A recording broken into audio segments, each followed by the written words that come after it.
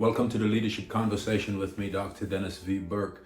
Today, let's talk about mental imaging, creating what I like to refer to as a mental or emotional budget or blueprint for your life. So I visited a particular store, maybe 3 or 4 times within the same week.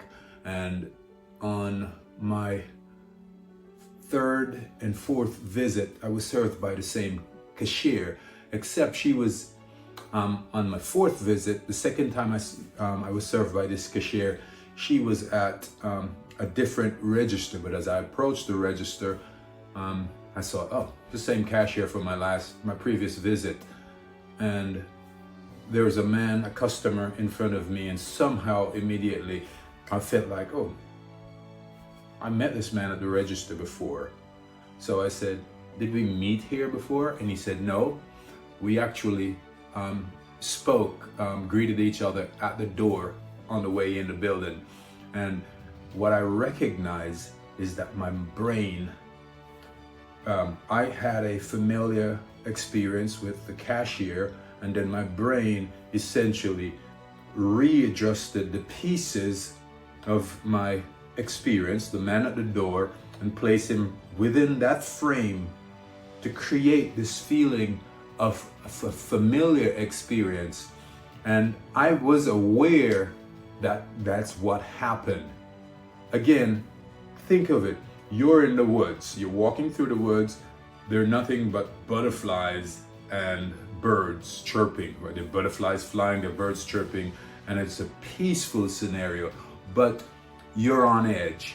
You're absolutely paranoid that there's danger, and so you can't relax. You can't wait to get out of there. You imagine snakes and dragons, right? You imagine that there's danger in the next underbrush, and the hair is standing up on your arm or your head, and you hustle out of the woods into your car, and you thought, whew, I just barely made it out alive. Now, another scenario, you're at the beach and you're standing in 4 feet of water. There are 3 or 4 sharks 10 feet away from you. You don't see them, but you're in a state of bliss. You hold your head up, you smell the salt in the air, and you think, this is heaven, this is peaceful. What's different? It's just your state of mind. And so I would say this to you, that quite often what we experience is what we imagine. Now, when I say create a mental and emotional budget that you're actually executing similar to a financial budget, this is an important concept.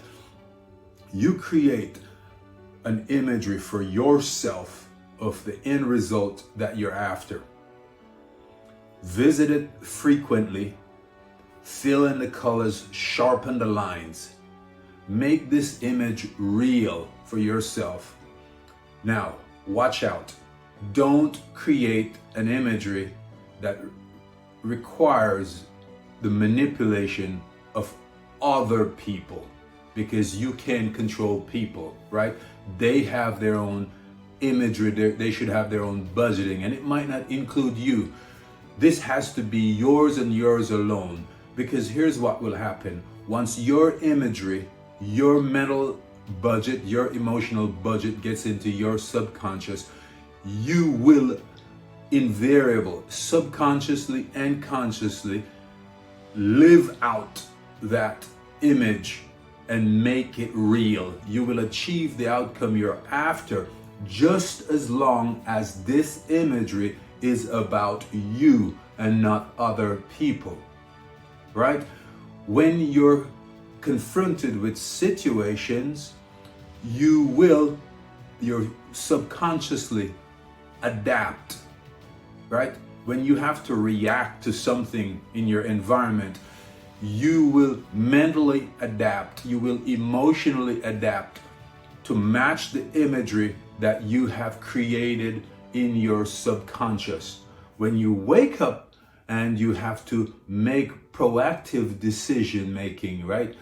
You will proactively plan the steps to achieve the imagery that you have created. So essentially, This is about you. Take time to create the image for yourself in your mind that you want, the end results that you want. Avoid making this image and imposing it on others. This is about you. It's about self-management.